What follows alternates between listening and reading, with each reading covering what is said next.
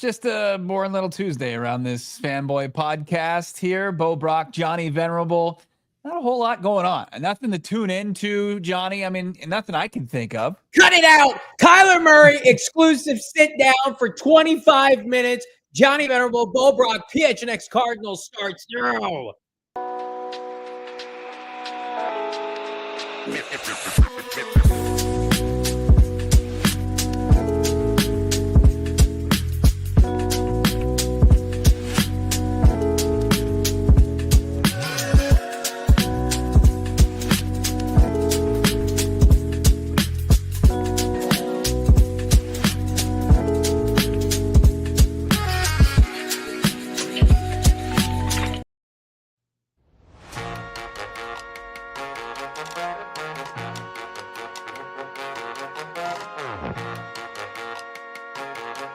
Hey, welcome in. Live from Studio K, presented by our friends at Circle K. It's the PHNX Cardinals podcast, your premier #1 Arizona Cardinal podcast. Like and subscribe. Leave us a 5-star wherever you get your programming. It's the Kyler Murray interview. Smash that like button. I'm Johnny Venerable. He's Bo Brock with Damon, Dawg in Studio K. Big ups to everybody. Presenting sponsor today is our friends at Circle K. Join the Inner Circle for free by downloading the Circle K app today. Terms and conditions apply at participating locations. Visit CircleK.com, Bo, for more details. It doesn't get any bigger than this. Sure, I downplayed it. My co-host rightfully crushed that and said, let's fire this thing up, crank it to 11 and rip the knob off. What's going on, Chef? I'm glad you found your way here. Yes, we got a new link for the show. We're good to go. We are ready. We're rocking and rolling. What's up, Jacob? I see Alex there. How about Kevo? The squad, Nacho Libre, Noel. We've got Jules Felix, Pedro, Narcos. I love all this. Mike Meyer. I can't keep up. Tej, Red Sea, Big Bird 92. So many people in here. Over 300 people, close to 400 people wanting to see their franchise quarterback and his unfiltered interview that we sat down at Salt River Field today as we promote a big event for K1 with his Kyler Murray Foundation, his celebrity softball game on May 17th. We'll have a link for tickets. You got to get in because it's going to be an absolute show as they continue to add talent. Yeah, smash that like button for this humble fanboy podcast. We've teased it, not really, but PHNX Cardinals partnering with Kyler Murray, partnering with his first annual celebrity softball game. And we're going to talk about that. We're going to talk about a plethora of things during the interview. If you've been waiting for, respectfully, the equivalent of our Jonathan Gannon discussions, unfiltered, right? Upfront, personal, this is it with Kyler Murray. And give credit to K1 making time available. Give credit to his people, busy schedule. It's like, let's do over 20 minutes. Yes, let's do that, friends, because I think at the end of the day, there are a lot of questions on Cardinal fans' mind. There's a lot of questions that we wanted to ask, and I think we're pretty confident, Bo, that you and I squeezed the orange as much as we could. Yeah. I think we got through our whole array of questions in this time with the franchise quarterback. There were some things that have come up through our conversations on this podcast that we didn't get to. Like when somebody asked, did we talk about me catching passes from Kyler Murray? That never came up in conversation, and I was a little bit bummed that we spaced that. But for the most part, like, we cover a lot of ground on this. And it's not just, it really wasn't us. It was Kyler Murray himself really kind of getting candid out there with some of his answers and really kind of, for the first time, having a kind of an open, relaxed convo about, as he goes into year 7 after being drafted #1 overall by this organization. He knows the expectations. He knows where this team is. I don't want to spoil part of the interview, but there are, in terms of where this roster is and the trajectory, there are comps to the mojo that they had in 2021 and the way he was playing that year. There are comps, and he talks about how he's feeling, his health, his ability to run the football in 2025, the playmakers, the defensive additions. We asked him about some of his favorite draft prospects this year. I mean, there is very few things that we didn't have a chance to cover. And again, give him credit. He would have sat there all day with us. And it was over 90 degrees. So it wasn't for the faint of heart, Bo. No, it wasn't. If you're watching on, maybe Twitter, X, jump over into the YouTube chat. We appreciate that. If you're part of our streaming partners, thank you for tuning in as well. It doesn't get any bigger than this. I mean, as far as maybe some housekeeping before we get into the interview, just kind of putting our crack staff behind the scenes here, just putting the finishing touches on it. But we had just a couple things we knew thanks to our friend Mike Garofolo, Mikael Williams, James Pierce Jr. making their way in and out of the desert. Maybe Kyler Murray reveals another top 30 visit for the Cardinals. That we can add to our list, which is now over half the top 30 visits. One of Johnny's favorites, too. Kyler Murray drops a top 30. First of all, you're going to get to hear Kyler Murray like football draft aficionado junkie on this show. He drops a name today, and it was just I looked at Damon, producer Damon, and it's like, no. And again, it's a name that first round associated. A lot of people like. I was taken back by it. But you can tell, like, Kyler Murray, his hobby, his passion is football, both professional and collegiate. The way he starts rattling off some names. So he breaks news on the podcast later in the show. Who is it? Sports Hero? He thinks it's T-Mac. I don't know about that. But is T-Mac considered one of Johnny's favorites? I wouldn't say Tedero McMillan is. I'd say Johnny's more of a Ja'Cory Krosky Merritt guy, personally. Yeah. Oh, yeah, that's also something that comes up. We do bring up some local prospects as well. We'll definitely get into that. No doubt about it. Kyler will scout, and he doesn't shy away from it. He shouldn't. His hit rate pretty high. But yeah, I mean, do we want to get into maybe some of the discussion before? As I said, we're filling some time as we put the finishing touches on this interview. We're really proud of with the Cardinals franchise quarterback. I do agree with you, though, Johnny. I think that. It is very similar to conversations we've had with Jonathan Gannon, where it's just not, you're buttoned up, stock. Like, wait, what do you think about next season? And I think we're gonna have some success next season, though. Like this was Kyler. I think having an extreme amount of self-awareness. Obviously, he's there in promoting something that he's very proud of, and he should be, the Kyler Murray Foundation, that's doing wonders for vets and children, underprivileged children, and so many more people, like cancer patients as well. That he's helping. His foundation's doing great work there, and the celebrity softball game being another vehicle to enhance that kind of their reach. But I think that he had some really good, well thought out answers that will kind of people have been seeking for this offseason, especially after how the season ended for the Cardinals. He knows the questions that you guys want answered. He is very in tune with all that. And again, there's a reason why he's made a YouTube page. There's a reason why he's more active now. And he wants to be in a position, and we're not going to answer every question today. If people are one side or the other or in between, it's like, you guys think what you want to think. We had an opportunity to sit down with a guy today that, if you look around the NFL and these teams that are slumming it with some of these quarterback situations, and then what the responses that Kyler Murray gave today, the athletic ability on full display. I put out a tweet yesterday.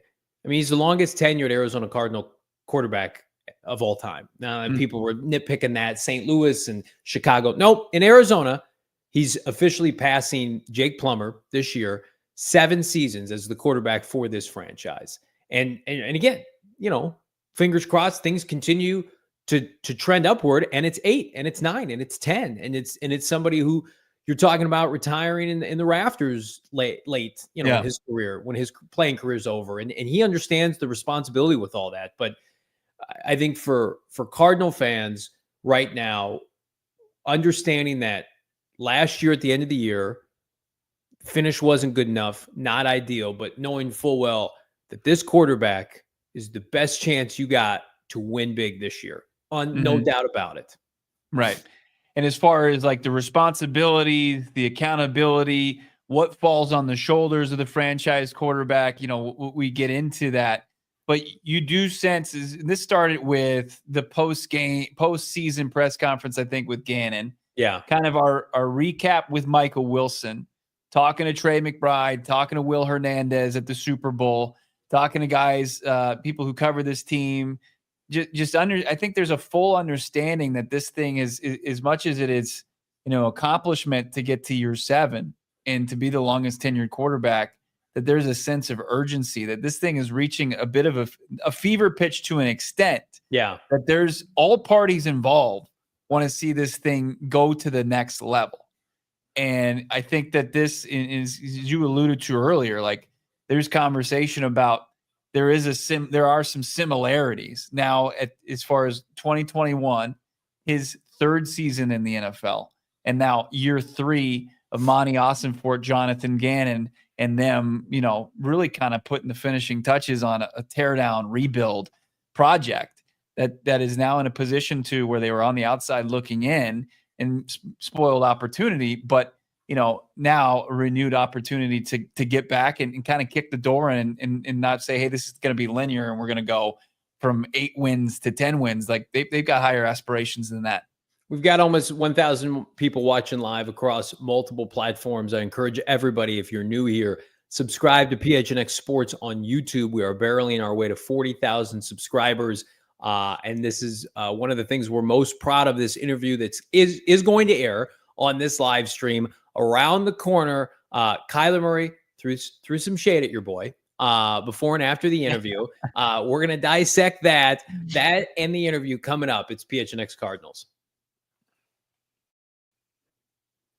Fired up for today's show, and it's really kind of the appetizer for the main course that is our draft party at Gila River Resorts and Casinos Wild Horse Pass. Again, tickets still available somehow, some way with our friends at Wild Horse Pass, Gila River Resorts and Casinos. You do you. Right now, you would be doing yourself a favor by going and picking up multiple tickets to hang out with myself, Bo, the whole crew at Wild Horse Pass a week from, how about this, Thursday? Are you kidding me? The draft a week from Thursday. We're going to be having 2 weeks from Thursday. Yes. I'm sorry. I'm getting overly excited here. There's still some time. 2 weeks from Thursday, April 24th, Wild Horse Pass, myself, Bo, the whole gang. Tickets going to get you all you can eat. 3 drink tickets, right? Keep going back and forth from the buffet. We've got giveaways to hand out. Vibes are immaculate. We're going to be doing a live broadcast throughout the duration of the first round. We're hoping to have some surprises. Yeah, there it is. Thursday, April 24th, 5 p.m. The draft party and all draft parties last year, our debut year at Wild Horse Pass, and sold out banner event. We want to keep those vibes going with all of you. This is very similar to our Kyler Murray. We do interview. We do things a little differently here. We're not going to stick you on some piece of grass and have it be informal. This is all of us hanging out together, having a blast, having some adult beverages, and partying en route to 16th overall, Bo. Either really sad tears or happy tears, depending on who goes 16th overall or what the Cardinals do in the first round. I guarantee you, Johnny Venerable is going to be on an emotional roller coaster, and that's just price of admission right there. Can't wait to see it. Gila River Resorts and Casinos at Wild Horse Pass. You do you there. See what the next level is all about there. Also talking about next level, how about Empire Today? If you're looking for new flooring options, start with Empire Today and save $350 by just watching this show, listening to the show, PHNX. Check them out, empiretoday.com/PHNX. Use the promo code PHNX. You'll start to get $350 off just to start your journey. It's always daunting, right? You need new carpeting, you need new hardwood. You're like, man, this is going to be just going to cost a lot. And it doesn't have to be the case, and it doesn't have to be this guessing game. Get in with the professionals over at Empire Today. They're the best place to get new flooring.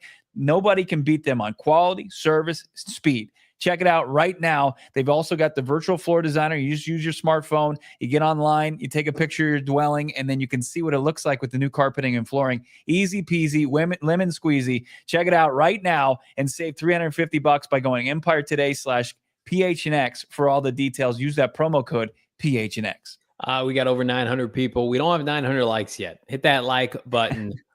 Do us a favor. It helps exponentially as we try to get this little fanboy podcast in front of more folks. We're fired up. I see a lot of engagement in the chat. Drop your super chats after the airing of the video. We will come back, the interview. We will come back, debrief. We will hit all the super chats. Anything you want to know, put it in, and we will get to that. I see a lot of people, throwing a little shade at your boy, saying no stakes for JV at the draft party. And I saw some people saying, did Kyler Murray ask about Johnny's Prius? That was not a thing. Here's what I can tell you. Okay. We opened up our engagement with K1, who was all fun. It was some fun banter, kind of back and forth. At one point, he did make a comment because, I've been of the mindset, like if the Cardinals want to draft a developmental quarterback, like go ahead and do that. You know who else knew I said that? Kyler Murray. To which he said, "Oh, yeah, I've been seeing those quarterback tweets, Johnny." I'm like, "No, bro, that ain't me." Oh, is that at Johnny Venerable? Are you sure? No, Are you sure you saw it? no. Yeah, you saw that on my account? No, that's not me. Couldn't It was have all it's all tongue in cheek, having fun. Yeah. He also said I say some crazy stuff on the show. To which I said, "Yeah, that's what we do every day at 4:30." Subscribe. Did you say that? Did you confidently say that? Or you say me? No. I said, "Yeah, that's what you sign up for. That's why we're number one. Crazy, fun, emotional, entertaining, all the above." But yeah, what else? What do we want to touch on here before the interview, Bo? I mean, look, the top 30 visits were something that were hitting the Twitter streets kind of hard today. We saw the Michael Williams. We saw the James Pierce Jr. Obviously, we know about Jalen Walker. These are all things that if you watch this show, you listen to this show, you knew about. Yeah. Continues to kind of prove that the Cardinals have heavy interest in continuing to upgrade their defensive front seven. Like there's not a whole lot. Like the one you're going to hear today, guess what? It's not going to add to that offensive side. It continues to be defensive front seven players. First day guys, projected guys, second day guys that they want to really lean into, the strength of this draft, and that's defensive front seven players. And Michael Williams and Jalen Walker and James Pierce Jr. Those are all guys that you're like, look, they would absolutely have a role in this defense day one, and they could make an impact, and they could continue to do what Benjamin Albright, Mike Garafolo, this show said they wanted to revamp that side of the football in that spot specifically. Yeah, James Pierce Jr. spent yesterday with the Arizona Cardinals, a lot of people's second best edge rusher, third best edge rusher in this class. Now, questions still remain pertaining to James Pierce's off the field kind of likability with the folks down in Knoxville. So again, I think that's why you bring in a guy for top 30 visit, because I think that a lot of that's hearsay and maybe there's some viability to it. Michael Williams, if you remember when we talked to him at the combine and he had his podium availability, basically said like, I was not healthy at all last year. And I think if you're the kind of player of Michael Williams' stature where you're going to be a first round pick, it would have been easy for him to say, Georgia's kind of out of the national championship scene. I can shut it down. He's like, I was hurt. I barely practiced, but I played in every game. And he had 5 sacks last year. So I think the common denominator is, he played against Georgia, looked good against Texas in that overtime game. The common denominator for me with Michael Williams is if he's fully healthy, right? And I think it was a foot, and you vet that, listen, at the end of the day, like it's not going to hamper him at the NFL level. And he played through injury in a kind of a throwaway year at Georgia at times. Like that's somebody I want on the team unequivocally. Like, is he as explosive as Jalen Walker? Probably not, but I think very comparable. I know we're like comparing everybody to Josh Sweaty J now, but like, I think you could ease him in with his frame of 6'5", 265. That's Chandler Jones-esque. Now, I don't know. Josh Sweat. Yeah. Josh that's Sweat, what Fran Duffy has him. That's his comp. It's Josh Sweat. I know you just signed Josh Sweat, but you have a guy that has the ability to do similar things. And, they both would provide, some upside as far as pass rush. Yeah. And that's what you're looking for. I know you're like, okay, well, why do you need another Josh Sweat? Don't you want somebody that can maybe do a couple different things? Don't you want maybe the Hassan Reddick to Josh Sweat if you're thinking about that 2022 defense? But I think that with Mykel Williams or whoever it may be, whatever young potential pass rusher comes through that door, it also pushes guys down like BJ Ujulari, Zaven Collins, Baron Browning to get maybe into more positions of success to get after the quarterback. Like if your primary pass rushers are Josh Sweat and one of these first round guys, whether it's Mykel Williams, maybe it's Shemar Stewart, or maybe it's Jalen Walker, any of those three guys have taken top 30 visits, James Pierce Jr. with the Cardinals. I mean, it completely kind of bolsters comparatively what you had previous, which was nothing, right? I mean, yeah. Now you've got guys that can win. Like there was talk that Cardinals would put themselves defensively to get mismatches against opposing offenses and offensive linemen who are not very good, and they still couldn't win. So now you've got guys that can, and you put guys like Darius Robinson and Mac Wilson back in those kind of not gadget pass rushers, but guys that you can have packages for, and it's not just you got to rush them out of necessity. Those guys can do things and thrive where they normally would in a normal defense. Like it just sets you up for way more success, I think. And it's such a good problem to have this year where sure, in a perfect world, Jalen Walker would probably be their first choice should he fall. He's not going to fall. We don't think he'll fall. So now it's just kind of sifting through Mykel Williams, James Pierce Jr., Shemar Stewart, Walter Nolen, right? I think they're going to have a top 30 visit with Derek Harmon at some point. We haven't heard anything on Mike Green. I mean, there are 3 to 5 guys where you just feel like these are rock. Let's see the list. Let's take a look at these guys because we've got the defense, and as I said, we're going to have one more. Damon, if you don't mind, can we see the defensive top 30 guys with or without the update?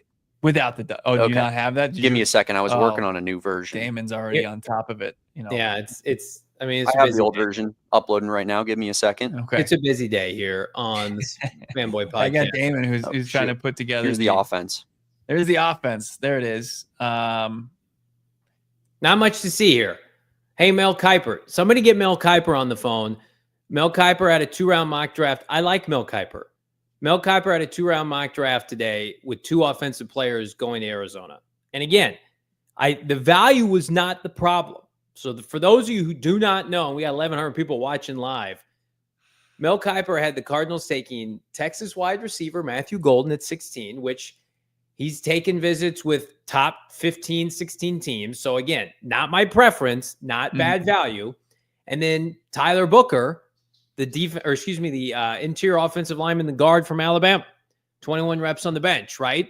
A lot of people are like, take Tyler Booker at 16. I think Mel Kiper, I think Mel, where he was pegging people was correct. Mm-hmm. But I think the need for the Cardinals on the defensive line, the smorgasbord of available defensive linemen was greatly, ignored by Kiper in this mock draft. Big time discounted, in the, I think the need for wide receiver, it's as far as the Matt Millers and the Kipers, it's just from a real kind of 30,000 foot view. Mm-hmm. It's like, hey, I see this offense that underperformed, and the way that you're going to help Marvin Harrison Jr., Trey McBride, Kyler Murray is to provide them another mouth to feed. I don't necessarily think that makes Marvin Harrison Jr. better. If you do get somebody that's a burner that can, just kind of be a middle of the field merchant, that's fine. But to utilize a top pick on that, some premium draft capital on, I think that's being a little excessive. To where the Arizona Cardinals, if you add somebody as far as their pass rush rotation, that's where you're going to see it impact games as far as the difference between winning and losing. The only 2 edge rushers of note that Kiper had going ahead of Arizona, of course, Jalen Walker, maybe the worst kept secret in the NFL, going to Carolina. And then fast forward to Mike Green, Atlanta, where you talk about Raheem Morris slobbering all over everybody at the Marshall Pro Day. That feels like a very likely outcome. Potentially Mike Green either to Atlanta or to Cincinnati right after the Cardinals. But then it is interesting. You drop down a little bit in this mock, Bo. Derek Harmon, 21 to the Steelers. Mykel Williams, 23 to the Green Bay Packers. And then you go down a little bit more. Ezeraku, Detroit at 28, Shemar Stewart, 29 to the Commanders.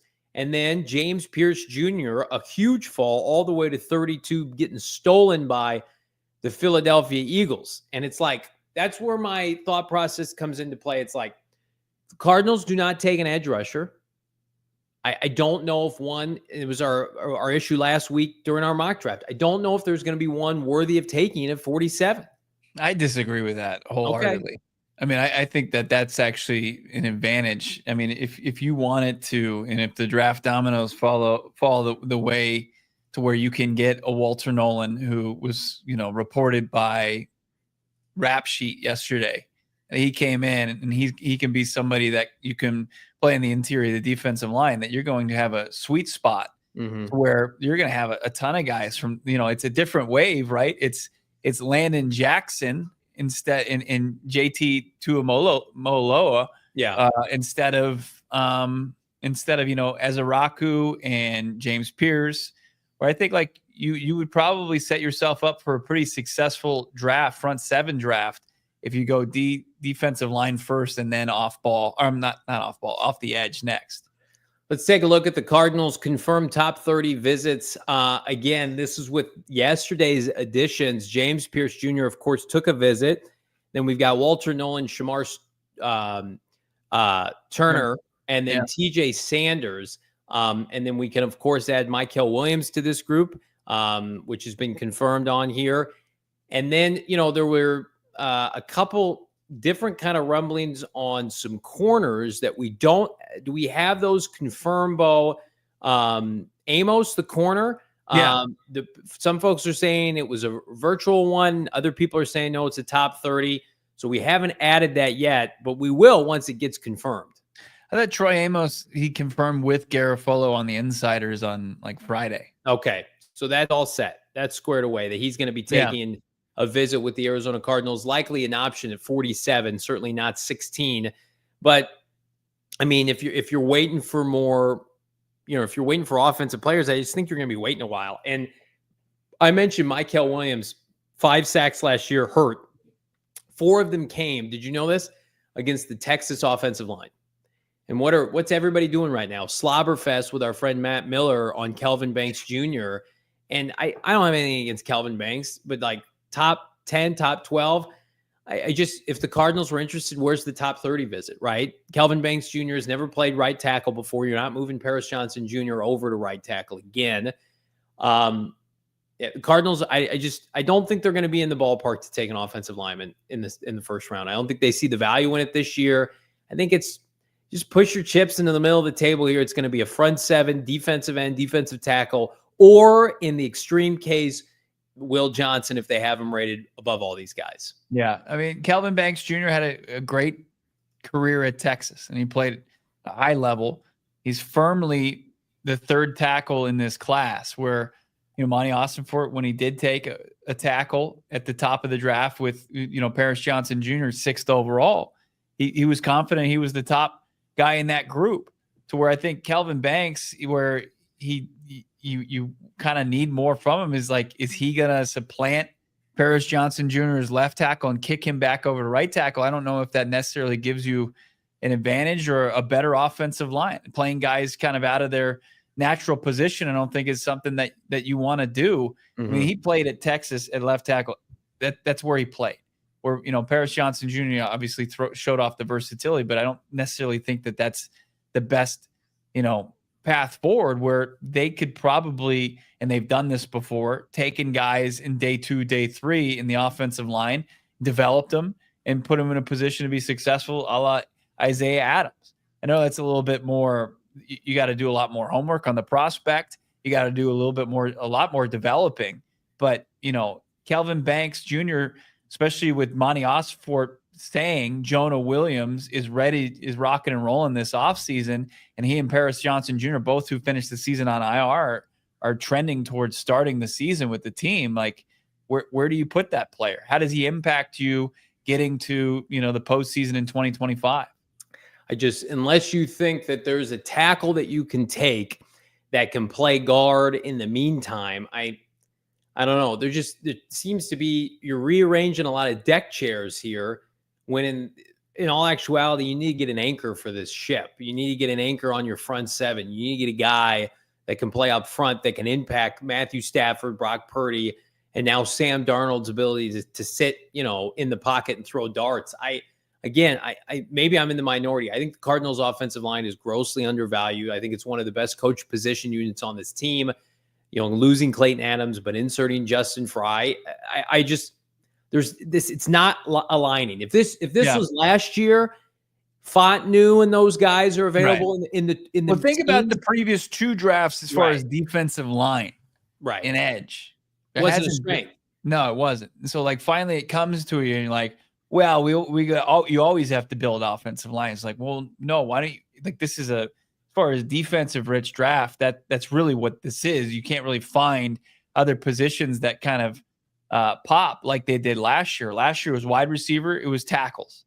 And they were able to get, one of the wide outs, and they took one of the tackles that fell in Christian Jones, and he's still a guy that's developing. I don't know if there's big aspirations for him right now, but as far as just the philosophy is hey, you got to build the offensive trenches just to build it. It's well, you're passing on the ability to being real disruptive on the defensive front. There were 6 tackles that went top 20 last year, 7 in the top 25. If you remember, after Olu Fashanu, J.C. Latham, and Joe Alt went in the top 10 or 11, I should say, Fuega went to the Saints at 14. Mims went to the Bengals at 18. Fontenot went to the Steelers at 20. The Packers took Jordan Morgan at 25. The Cowboys took Tyler Guyton at 29. I mean, it was a historically great offensive tackle class in terms of prospects. Now, that doesn't mean that all those guys are going to be all pro, but to your point, just like the receivers, Brian Thomas, Xavier Worthy, Roma Dunze, Marv, of course, Malik Neighbors, that was the strength of last year's class, quarterbacks included. It has switched this year. I don't want to be an Arizona Cardinal fan sitting there at pick 16 and saying, are we again, like the Keim era, not going to lean into the strength of the draft? I mean, the strength of the draft in 2020, wideouts, tackles. This general manager, the ex-GM, took an off-ball linebacker, jack of all trades, master of none. Let's not do that again. Let's not take a guard from the rest of the league is zigging. He's zagging. He's like, yeah, I know better. He's like, do you? Let's not take a guard from 1AA football. Let's not overdraft. I like Josh Simmons. Josh Simmons is not a top 20 player. Maybe when he's healthy and he's got more tape out there. Ray Zabel would be great at 47. I know Tyler Booker. Yeah. I mean, that's what Kuiper had today as far as their second pick. And that's fine. You want to take a big, gigantic 6'5" guard at 47th overall? Perfect. I think it's perfect. You take him at 16, you're punting on the draft value there. You just are. You're punting. It's like you're pulling into the shopping market and you just take the first parking spot available. Yeah. And you're walking all the way to the front of the store where, you could save some time getting up close, but you're not willing to do it just because there might not be any spots. I also think you look at the Philadelphia Eagles, which we know the Cardinals, that's not apples to oranges, but in terms of how you team build, I think every team should be looking at how the Eagles have opted to do so. They have added numerous front 7 first rounders, right? And Jalen Carter and Jordan Davis and Nolan Smith, right? Nakobe Dean was a high pick, I think in the 2nd or 3rd round. What have they done on their offensive line in the first round outside of Lane Johnson? Lane Johnson, who's been in the NFL since 2013, he was a top 5 pick. Right. They took Keon Green, was a first rounder in the mid-teens, but Cam Jurgens was a 2nd round pick, right? Remember Landon Dickerson? He was a 2nd round pick. Jordan Mailata they found him as a gem in the 7th round, right? So outside of Green, who is a standout guard, and then, their franchise tackle, they have gone middle to late rounds for offensive linemen. They've been able to develop those guys. So I think the Cardinals are not bare bones. If this was bare bones with Kevin Cobb or Sam Bradford or whomever, flush it with offensive linemen, protect those guys. First of all, I think Kyler Murray's elusiveness is a strength. You're going to hear him talk about it here in just a couple minutes in the interview. And then they've invested in free agency, Jonah Mhm. Williams, Yelda Froholt, Evan Brown. Then they've got Isaiah Adams and Paris Johnson Jr. via the draft. I think that's good enough. Yeah, it absolutely is. For everybody hanging in there, we're close to getting the Kyler Murray interview up and running here. Obviously it's with the way we do things here. We don't want to it's just not like one shot. Things are edited together, and we want it to look as good as possible, sound as good as possible, and it's right there. I promise you. We're not doing this for any reason. Like if we could have showed it to you at 4:30, we would have done it. But we're just under a little bit of a time restraint, and we're going to get it to you here shortly. I promise you that much, and it's well worth it. Drop a like if you'd be so inclined on this interview. We talked about Mel Kiper Jr., his mock draft here, looking ahead with Benjamin Albright, kind of breaking it down a couple days ago. Feels like now a foregone conclusion that Travis Hunter and Abdul Carter are going to go 2-3 in the draft. And we look at the draft order, Bo. Shedeur Sanders taking a visit officially with the Pittsburgh Steelers today. Not good news for the Arizona Cardinals. When you consider if Shedeur Sanders thought there was a great chance that he was going to go top 10, like we all thought, why would he be taking visits with teams in the 20s? Right. A lot of players aren't doing top 30. Marv only took 2 top 30 visits last year, the Bears and the Cardinals. I think there's a real concern now. Shedeur Sanders goes after 16, and the Cardinals, they have to swallow another prospect being eaten up by one of these other 15 clubs. Yeah, and you hope one of these non-premium positions gets pushed up, right? Like the tight end spots, you hope there's maybe 2 tight ends off the board by the time you're picking at 16. You've got maybe 2 running backs potentially, and then how many wide receivers. There's always seems to be a run on wide receivers, and with Golden being mocked to the Cardinals, I disagree with that, but it's just good that he's getting some run, in the teens. Can you get him up above the Cardinals? I think that'd be great, along with T-Mac. So, can you still? It doesn't have to be Shedeur. It would be nice to bump down one more prospect, but if Shedeur falls out, you hope he's just replaced by a prospect that's not playing a position that you're eyeing as far as this first round goes. I mean, like we talked about, like worst case scenario, like the most influential players in this draft for the Cardinals. Let's go back to that previous graphic if we could, Damon. Shedeur Sanders is number 1 for this team. Like somebody has to burn a pick on him, whether it's New Orleans or a team trading up. Ashton Genty, we feel like, is a lock. I would consider Tyler Warren as a lock to go top 16. Wouldn't you at this point? Yeah. And Fran Duffy said that much. I mean, as far as Genty and Warren of this group, I'd say you could go 2, 3, 5 here. Ashton Genty, Tyler Warren, and any wide receiver, and be confident that those guys are going ahead of the Cardinals. Where Shedeur and Colston Loveland, not necessarily the best case.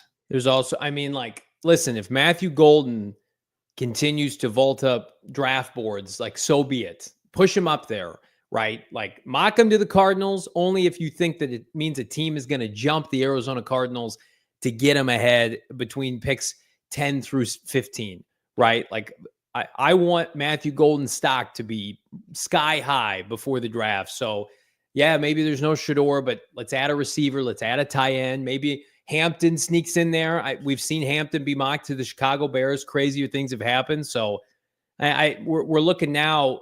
This was our previous worst case scenario, and we outlined it. Shedeur Sanders dropping outside of the top 15. You look at, this was when we thought Travis Hunter could go 3. It looks like he's going to go 2 now, but it does feel like, Mason Graham, Jaguars, Will Campbell to the Patriots is one of the worst kept secrets in the NFL. Feels like Carolina is going to go edge rusher in some capacity. The Raiders are a real wild card. If they don't take Ashton Genty, like, they could go a number of different positions, but I don't know. It feels like the waterfall, the dam is going to break on edge rushers and defensive linemen just outside of the top 10. Yeah. Yeah, I mean, that's what smarter organizations would do. I mean, but what we see ahead of the Cardinals are littered with bad franchises. and they'll continue to take missteps where you'll see teams like the Jets and they'll eye a tight end, even though you named their starting tight end, and I've never heard of the guy before. Yeah. But like, yeah, I mean, and also I think you can throw some extra corners in there that would help the Cardinals as well. But that would definitely play to their advantage. But I think we're finally getting to that point where we're going to be able to unveil the Kyler Murray interview. So let's take a quick break and we'll get to K1 join the PHNX Cardinals here.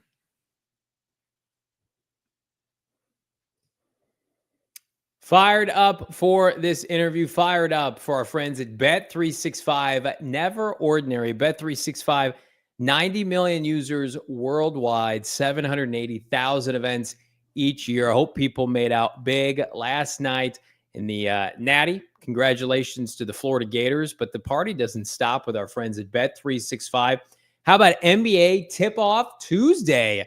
Listen, if you're betting against the Suns these days, you're probably winning a fair amount of money. But regardless, do yourself a favor. Do the tip-off Tuesday offer right now. Place qualifying parlay bets totaling $20 or more on Tuesday NBA games and get up to $25 in bonus bets. Again, terms and conditions apply. You got to download the app today. The best part about Bet365 right now, go and dabble on their many draft prospects. And there are props available that you can break down. We're going to have a show as we get closer to the big dance, just breaking down all the different lines. But in the meantime, use the bonus code PHNX365 when you sign up, whatever the moment. It's never ordinary with Bet365. And again, new customers right now, exclusive deal, $150 in bonus bets when you bet $5 win or lose. You got to be 21 years and older, physically located here in the great state of Arizona. If you were someone you know has a gambling problem, wants help, call 1-800-NEXT-STEP. Text NEXT STEP to 53342 or visit problemgambling.az.gov, Bo, for more info. Let's talk about All Pro Shade Concepts. We love, of course, All Pro Shade Concepts. Extend your outdoor living space with a custom fit awning. Hundreds of designs and colors to choose from and match any home right now. You can work with your HOA for approvals as well. Motorized, retract, remote control, all the LED lighting to light up your patio and under the awning. It's unbelievable. Roll down patio shades, block the sun. They keep the patio up to 20 degrees cooler. You're not going to believe what's going on as far as All Pro Shade Concepts, because it's going to be so legit. Trusted local shade company, voted #1 ranking Arizona for patio shades in 2024. BBB A+ ratings with over 1,000 5-star reviews on Google. In business for 20 years in the Valley. Started making window shades by hand for friends and family in Phoenix. Now the largest installers for patio roll-down shades and motorized awnings in the Valley. Licensed, bonded, and insured. Call 623-204-1476 or visit allproshadeconcepts.com. Call them 623-204-1476 and visit allproshadeconcepts.com. Schedule your free estimate. You need a free estimate. I need a free ticket to the PHNX golf tourney this weekend. Dobson Ranch. How about it? We want to see you all there. Dobson Ranch this weekend. April 12th, it's a scramble, friends. I'm going to be there. Damon, Bo's golfing in a foursome this weekend. Can't wait to screw around, have a blast, have some good food, have some cocktails. 2 p.m. shotgun start time, limited edition. PHNX gift pack. We're so fired up right now to hang out at Dobson Golf Course this weekend, Bo. Yeah, it's going to be legit. 2:00, shotgun start. We're going to have, of course, when you sign up, you get a swag bag, at a limited edition PHNF gift bag. You get the opportunity to beat my ass up and down the links. That's pretty easy. I'm pretty confident I've got a pretty decent foursome, but at the same time, I'm going to drag my team down significantly. And Johnny's going to be out there just shooting the breeze. Who are you playing with? My buddy Zach and some family members. Nice. Yeah. Sounds like an electric time. Are you the runt of the group when it comes to golf? No, I'm just a whacker out there, man. Just hitting it all over the course. Whacker. Me and Johnny are gonna have a great time. We are. You guys are gonna be out there heckling people. We're going to be hanging out with Coach Starks. Coach Starks repping a hole at the golf tournament. I couldn't tell you which hole he has, so you might have to go look on his social to be able to find where I'm going to be. Because I'm technically signed up for responsibilities from 4 to 6 p.m., but I think I can kind of get out of work card and just screw around with Coach Stark and the boys, Damon and I. We're going to be having a blast. We want to see you. We want to see you out there, Bo. What's your handicap right now? I have no clue. Not great. Not good. But we're gonna have to. I mean, as far as the golfing goes, it's gonna be elite. The vibes are gonna be elite, and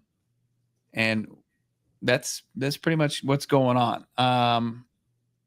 We got to figure out as far as, let's see, as far as what we're gonna do here with the interview. Is this something we need to?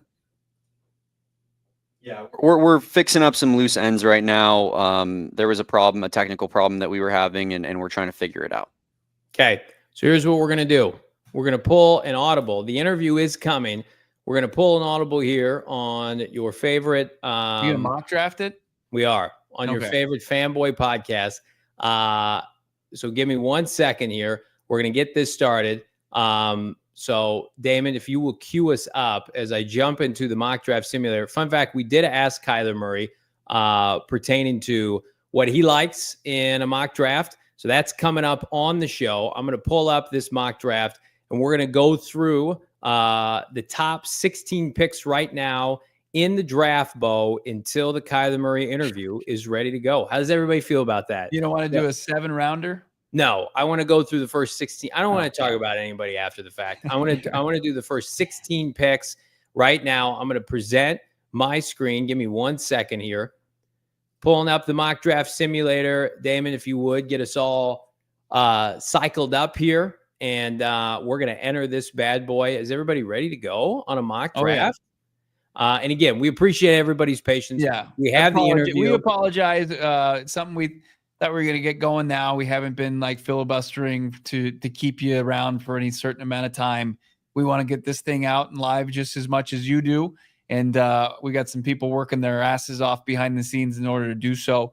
And we will get it up as soon as humanly possible. But until then, we're going to have some fun doing some mock draft. And guess what? We're sickos. We can go live as long as we want. That's the rules here. And we appreciate all of you. Drop us a like here as we're doing an impromptu mock draft. ASU does 24-hour streams because of punishment. We'll just do it for fun. We will do it for fun. But we're getting it taken care of, and we're going to take care of you with this mock draft. Let's start with the Tennessee Titans here. And I think can we just go chalk? How would you like to take a player like Cam Ward, who I can't even find right now in the mock draft simulator, Bo, all the way at pick 20 in terms of value first overall? A little bit different when Kyler Murray went first overall. Yeah. Cam Ward, let's just go chalk. It's easy. 1-1 for the Titans to take the Miami quarterback. Do you guys think, Damon, I'll pick your brain on this, is Travis Hunter a better prospect than Abdul Carter? I don't know, man. I think I'm a little bit lower on Travis Hunter than a lot of people are. I don't personally, I'm not sure that he's the best. I don't think he's the best receiver in the draft. I'm sure that's a shock to everybody here, but I don't know if he's the best cornerback in the draft either. I think he's absolutely the most versatile player, but part of me almost would rather have Will Johnson, but I think Travis Hunter will go second as of right now. I mean, how about this line right here? One of the most talented players I've ever scouted. Isn't that Trevor Sigma? Yeah. And again, you have to look beyond, I think, the level of play, but look at some of these quarterbacks that they were facing, the caliber. I do think when you're playing defensive back, like last year, we saw with Max Melton, there was tape of him going up against Marvin Harrison Jr. Look at these receivers that Travis Hunter is facing. Who's the first university? They played North Dakota State, Nebraska, Colorado State, Baylor, UCF. I mean, and then look, worst game. Damon, how did T-Mac do against Travis Hunter? This year, there wasn't much to it because that was one of the worst games of the season. Last year, T-Mac had about 140 yards and a touchdown on 9 catches against Travis Hunter. I just feel like anytime you're going into a scenario where you have these kind of expectations on a young man, on both sides of the ball, and then he's talking about playing both ways, and then you mix in the Cleveland Browns, I am hedging that Travis Hunter is not going to be a good player. He could be, I think he's going to underachieve in the NFL. But do we feel like he's the second overall pick right now, Bo? No, I think that belongs to Abdul Carter. You think Abdul Carter ends up going second overall? Yeah. Okay. We're going to go Abdul Carter second overall, which means the Giants are going to take Travis Hunter third overall. And then this is really right now, it feels like with Shedeur Sanders falling out of favor, gentlemen, this feels like where the draft really starts. Does it not? Like, Will Campbell, I know was a push by Membu, but now that Will Campbell has tested well and got his arms remeasured and they've grown since the combine. So that's been the case with a lot of prospects. There was a lot of inaccuracies from some of the measurements at the combine. So I don't know what the heck was going on there in Indianapolis. Maybe it was too many nights out at Prime before doing the measurements for hitting it hard until the wee hours of the morning. But he did miraculously grow in 2 months as a 22-year-old prospect. We're going to go Will Campbell here, fourth overall to the New England Patriots. And then you talk about the Jacksonville Jaguars.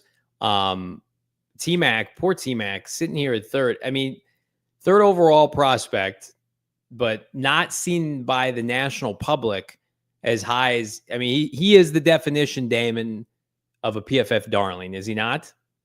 Sikkema loves him, man. We just actually put up a Trevor Sikkema interview that Saul Bookman did on our channel, talking, fully about T-Mac, breaking it down. Go check that out. But I agree with it. Like, I feel like some of the stuff that I hear regarding T-Mac is just like, it's nonsense to me. Like the idea that he can't run after catch. Mm-hmm. He's one of the most efficient run after catch receivers in this draft class, and he's 6'4". Like, that's pretty impressive. He can, he really does have a lot of route versatility. People act like he's just like a 9 jump ball receiver, or he's just running curls. Yeah, I completely disagree. I think he's obviously not going to be the most polished route runner. He's not going to be Malik Neighbors because he's 6 inches taller, but he is a damn good player for his size in all of those assets, and I think that it's going to lead to a really long and solid NFL career. It's unfortunate because, Damon, we were looking at some tape recently, and he does have all the physical tools that you want. And if this was a year in which the Cardinals did not have Marvin Harrison Jr., I would be banging the drum for T-Mac at 16. I think that would make a lot of sense. The local narrative would feed into that, but it just feels like right now Matthew Golden has that juice that T-Mac has lost, and not to his own, this is not on him. It just feels like, for whatever reason, Damon, the league has overthought this. Yeah, Mason Graham's a big time prospect though on the defensive line. He's a guy that we've talked about, as a trade up candidate for the Arizona Cardinals in this draft. He's the guy that's the consensus #1 defensive lineman in this class, in a very deep class. So I just don't think it's overthinking it there. If there you go, you're just taking him. Oh, I just assumed you said let's do it, and I don't have an answer of who should go there instead. I honestly don't. The Jags, I will say, after when we were doing this similar exercise yesterday, Mason Graham has become he still is the favorite at 5, and I believe it's minus money as well. So we get to the Benjamin Albright special here, Las Vegas Raiders, and this is something he told us at the Combine in Indy in February, at the end of February, just basically with a ton of conviction that that Ashton Genty is going to be the pick for the Silver and Black. Yeah, it feels like that's been the worst kept secret in the NFL for some time. And again, you don't sign Geno Smith to that contract and draft Shedeur Sanders. I don't care who you are. So we're going to go Genty 6 overall. And now the concern really starts to boil in for Cardinal fans, where it's like Mason Graham notwithstanding, like, this is the window now where defensive linemen could begin to fall. Now, Damon, you broke it down for us the other day. Remind me, the Jets, the favorite position to go to the Jets, is it still tight end Tyler Warren? No, I believe tight end is second. Offensive line is first. I think offensive line is sitting at about minus 110, and tight Okay. end is about plus 200. So those seem to be the only two options, really. Membo, a career right tackle. They took Olufashinu. I mean, I think, Bo, you made a good point. If they take Membu, they've got Olufashinu, Elijah Vera Tucker. This will be the best offensive line that Justin Fields has ever played with, correct? Yeah. Yep. He'll have plenty of time to get out of the pocket and miss throws. So, or maybe run it, tuck it and run it in a good spot. I mean, Membu over Tyler Warren at this point right now, given the positional value, that feels like the play, right? In a league where Brock Bowers, honestly, try to put yourself in the shoes of the horse show that is a fan of the Jets. Yeah. What are you rooting for here? I mean, you're rooting for the tight end. You're rooting for Tyler Warren. Because I don't think the Saints can be in a position to take him. I don't buy him going to Chicago with Cole Kmet there, even though Cole Kmet, I think has a ceiling. Kittle still in San Francisco. I don't see Dallas taking a tight end. This is Tyler Warren's kind of sweet spot here. Just like Shador's was to the Giants, and now he's falling a little bit. I would be concerned that Tyler Warren would fall. Who else would take Tyler Warren? Looking at the rest of these, draft needy teams, you think the Colts? The Colts are a disaster class right now. I think the Colts could be an easy landing spot for him. No, you're right. All right, let's roll with Tyler Warren to the Jets. Okay. Make things a little easier on ourselves here. All right, now we start to sweat this out, and we've got the Kyler Murray interview coming up in just a matter of minutes. Thanks for sticking with us here. I feel like we're a bad version of like American Idol. Remember they kept on like teasing things. It's we are going to get to the finish line here. I promise you. Keeping it going. Carolina Panthers, their decision makers were smitten with Kay Adams and basically said they are going defense. Mikael Williams, Jalen Walker, the duo from Georgia. Yeah. Like both of them there. It's just kind of a matter. Like they move on from Shaq Thompson, right? Like I think they're going to be looking more off ball. I think this is, you're just, when they're proclaiming that this is the play. I mean, this scares me a little bit. I know, like, we're talking about projecting, and I mean, but this is this was a little bit Isaiah Simmons, but Isaiah Simmons had some more slot and he had some more corner, but it's not apples and oranges. But this would scare me a little bit. But he was pass rush grade is what we care about. 83.6. The Cardinals would use him. I mean, it's just like Micah Parsons coming out. I think the Cardinals probably have Jalen Walker close to the top of their realistic big board, but I think he goes here to Carolina, gentlemen.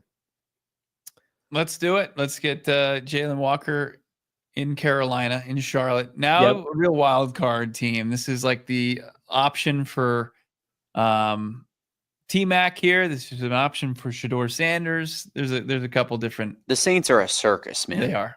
They're going to get number one next year. Here's where I think that they don't go Shador. Part of me thinks that they want Arch Manning.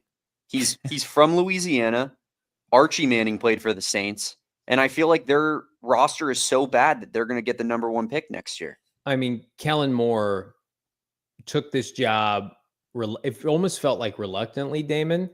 So I am buying that. I think that Kellen Moore might have said under the table, like, this year, we're stripping it down like Ossenfort style a couple years ago. And let's just see how bad we can be. Cardinals, thankfully, play the NFC South this year and get to play the corpse of New Orleans. But, I mean, wouldn't you just love a Malachi Starks here? I don't think it's likely. I haven't heard Malachi Starks at all lately. Man, that would just feed families. Get a safety after a tight end and a running back. Be eating good here. Yeah. I definitely What's made you say, Damon? I think quarterback is currently the favorite. But we're looking at corner as well as being an option. Quarterback moved up since we last talked about this, actually, to plus 200. Cornerback plus 350. Defensive line edge is plus 450. I think I would go corner here. Jada Brown played outside this year for the first time, excelled, but it was an inside corner. He's a little bit undersized. Like I don't think I love taking a corner in the top 10 that's 5'11". Kyler Murray interview coming up in 5 minutes. Stick with us. 5 minutes out from the K1 interview. I don't think the Cardinals are in on Jada Barron. They want a little bit more size and fluidity. Yeah. Jade. Last Jade. name Johnny. Jade Barron. Jade Brown was, that's a new name for him. Jada Barron. I think Will Johnson. It's interesting that the Saints kind of are the life raft for more so Shedeur, but then T-Mac for a couple more spots here. Yeah. And then, but they also could pivot to a different, just the complete wild card, baby. I think this is the play here. I think they lose Marshawn Lattimore. That was kind of a bust trade for the Commanders, but they're trying to reset. I mean, this is what I want in my top corner draft. It's 6'2", 202 national champion, better player. Membu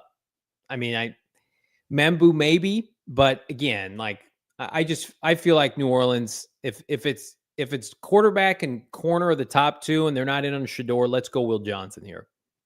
All right. I don't disagree with that. All right. We get to Chicago, which I feel like is very chalk here. Membu falls, which is a nice coup for them. I don't know how realistic that is, but in our mock, he is available. Any pushback for any other player or position, gentlemen? No, I think they go Membu. Let's just do it. Yeah, let's make this quick, painless for the Bears. Give them their vegetables. Make them eat it. Say, did you chew it and did you swallow it all? Because I need to make sure that you took your vegetables and ate Open it. up, Greg Bragg. Yeah. Hey, here comes the helicopter. I was like, I want my treat now. It's like, no, you have to eat your vegetables. Oh man, love that for the Chicago Bears. The best offensive line that Justin Fields never got. But maybe he'll enjoy a nice tight end. San Francisco, we hate them. On the clock at pick 11 here. They lose their heir apparent Membu to Trent Williams. Darn Shoot, it. Flub. So again, I mean, that's a team that sneakily could use a lot. And I think, I don't know, I'm going back and forth. I think defensive line, defensive tackle is a position unit of need, because you remember that unit that went, to the Super Bowl, NFC Championship, then they signed Hargraves. That's kind of come crashing down. Armstead gone, Javon Kinlaw gone, bust. Bust free agent signing. They took Kinlaw was a bust, and then they signed the other defensive tackle from Philly. That didn't work out. He was cut. Hargrave. Javon Hargraves. Who plays defensive tackle for this team? I think like we should go through the best available DTs. Any pushback for that? No, I mean, it's like Walter Nolen, it's Kenneth Grant, it's Derek Harmon. This would probably be Walter Nolen area. Yeah. Derek Harmon, man. That's just... Do you think that's his ceiling, 11? I'm just saying, like, the Niners picked Eric Armstead and DeForest Buckner in back-to-back drafts, and he looks like both of those guys. But they also are, I think Michael Williams is visiting the Niners today. So that's another interesting one. I just feel like that team became so soft up the middle, and now you lose Dre Greenlaw and Fred Warner's old.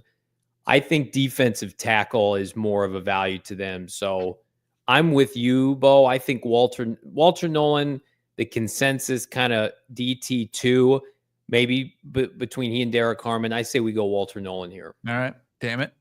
I know. It's rough. This is where we got to start sweating it out as we've got the Kyler Murray interview dropping it in a matter of moments. Dallas Cowboys, Damon, is this T-Mac? Is this T-Mac your boy at number 12?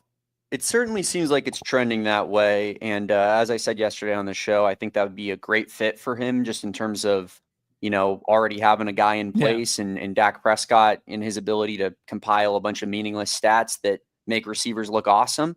So I'm all for it. T-Mac going to the Cowboys would give Lakers fans great pleasure. They couldn't wait to watch him play for their favorite football team.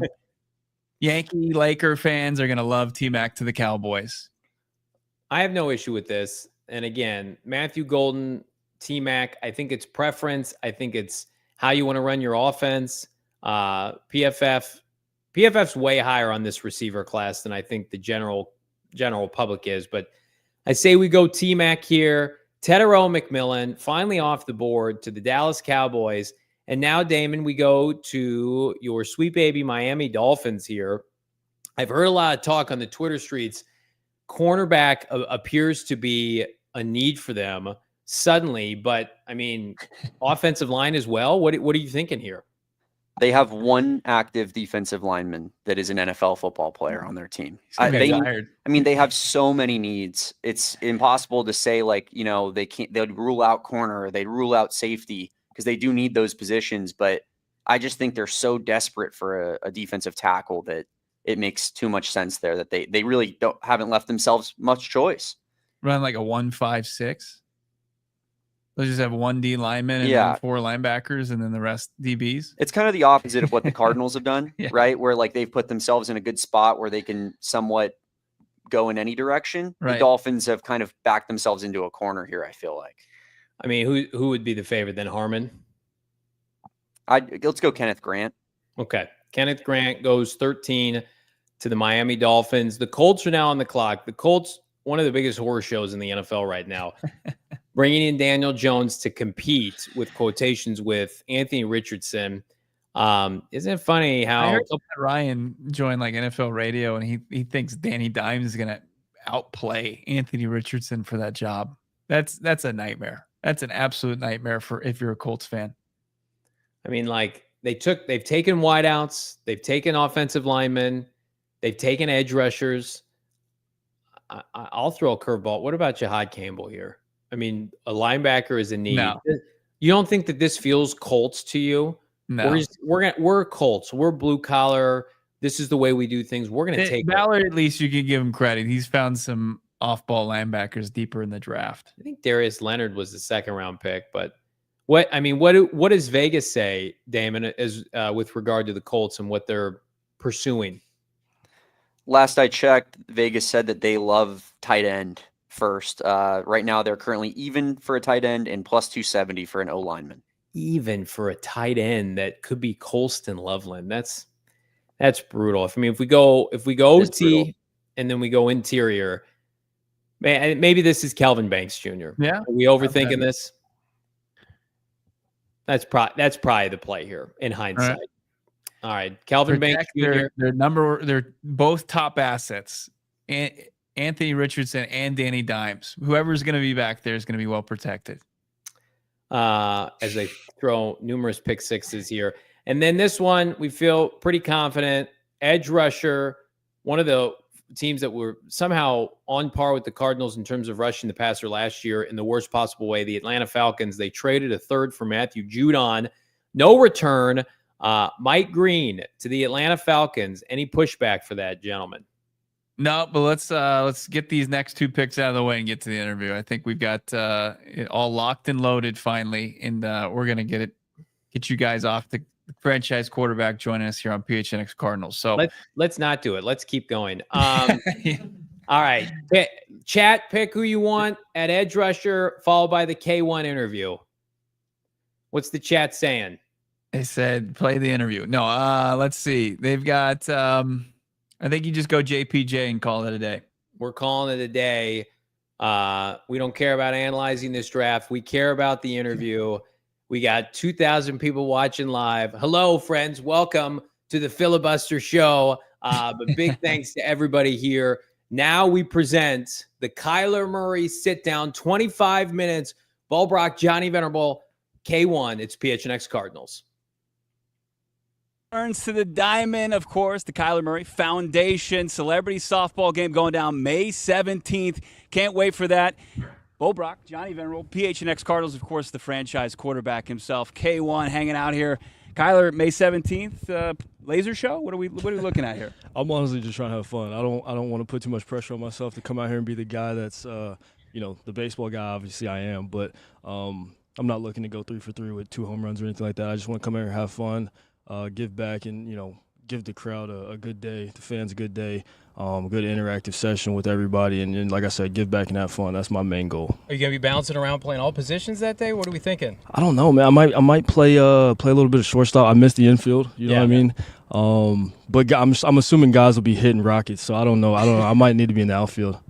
We're trying to win. Who are you anticipating hit Rockets? I mean, I know Trey McBride's got a little bit of a baseball background. Like, who are going to be the heavy hitters come May 17th? Well, unfortunately, I think a lot of my friends have never swung a bat. But it's a softball, it's not like a baseball's coming up. So hopefully they'll be able to make some good contact. But, yeah, I'd probably have to give Trey probably the crown of all my boys that can swing it well. We bought our gloves today, so Yeah. if you want to get some practice and throw some shots at us, we'd be open to that. I got you. You probably don't know this. Like down the road, I was a no stick, no glove catcher at Oh, my Scottsdale God. Community Oh, really? College. Yeah. Just, Nice. I you hate know, that we're doing this bench already. warmer, but like I do remember, like this brings back memories for me. Just being here, like you see the dirt, the baseline, the grass. Like, what do you remember fondly about your baseball days? Yeah, I don't want to start anything, but I went to opening day the other day, and I went with Trey Benson and Amari DiMarcado, and we just.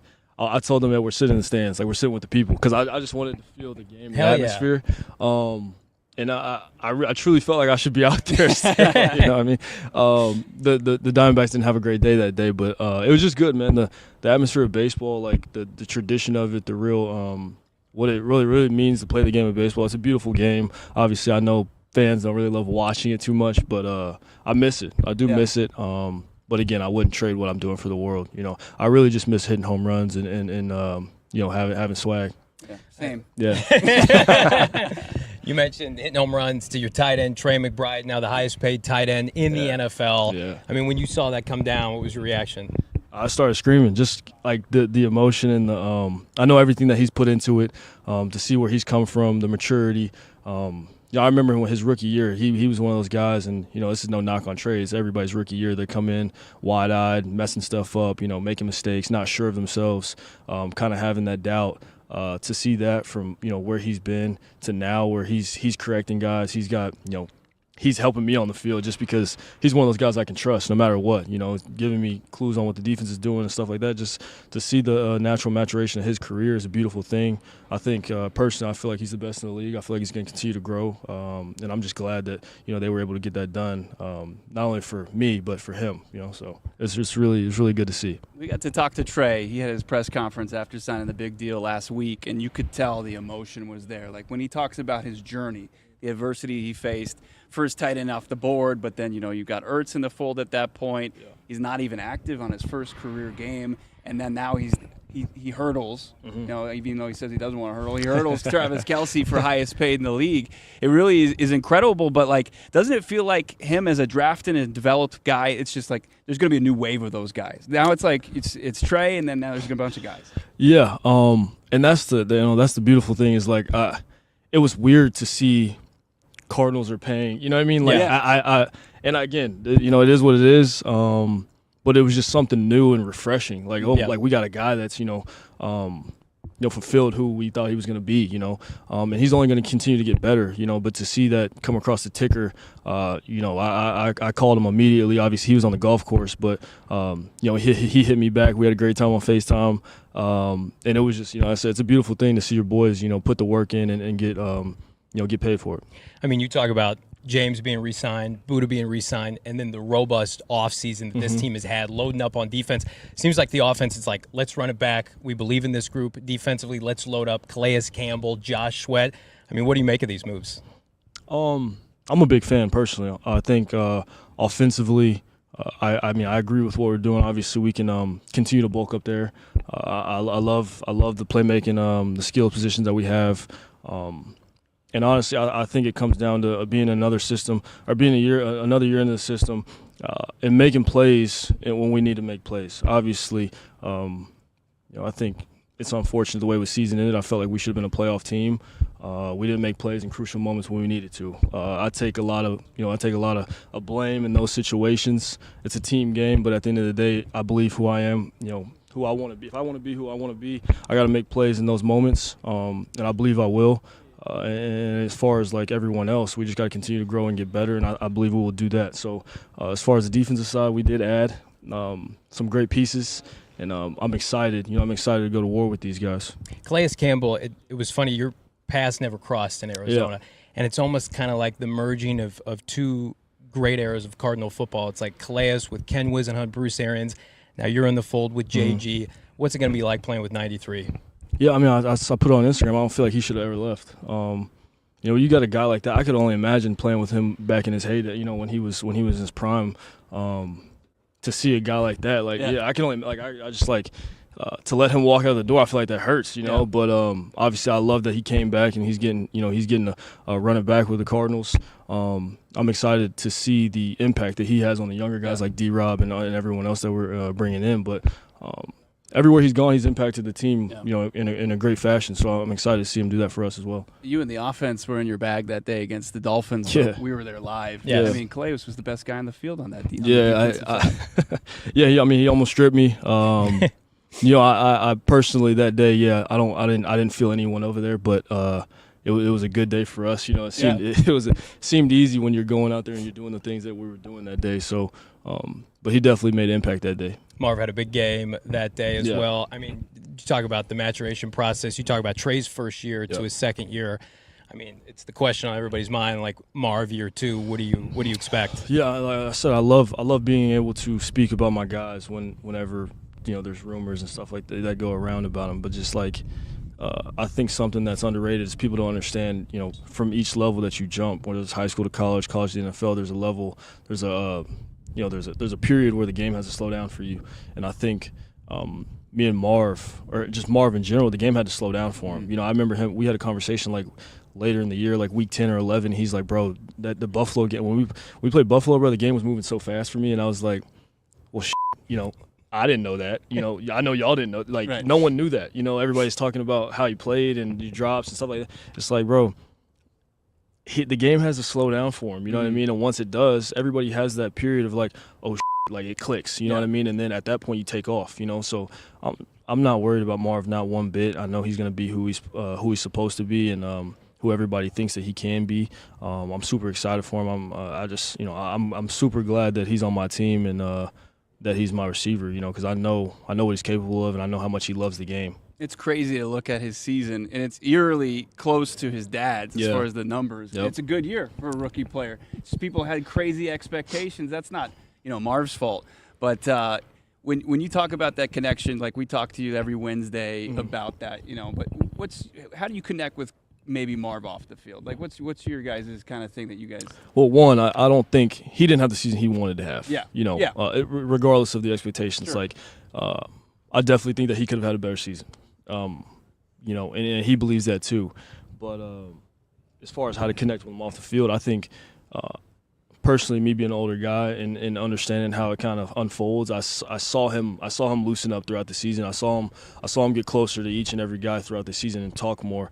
And people will say that Marv's not a talkative guy. Well, people would have said the same thing about me my rookie year because we come from a high expectation where we believe in ourselves and what we're supposed to do.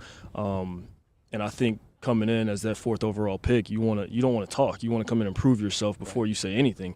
And I think that's the approach that he was taking. So now that he is a staple, a guy for us, I believe he'll open up more. And I think that'll only do wonders for his game to be able to trust us, me and him, our connection and the way we go about things.